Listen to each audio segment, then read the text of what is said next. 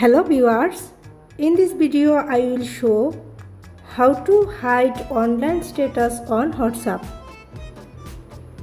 Okay, now follow my all step. First of all, go to your WhatsApp.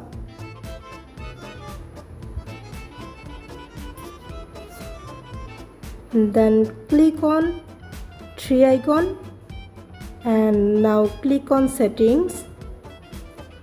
Now scroll down, then click on privacy,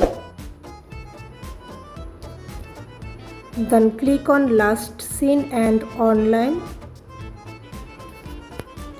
Now you can see your last seen. Select everyone,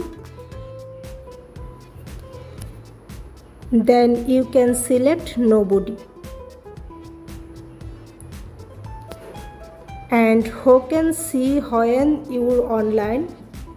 Now select same as last seen. Now back.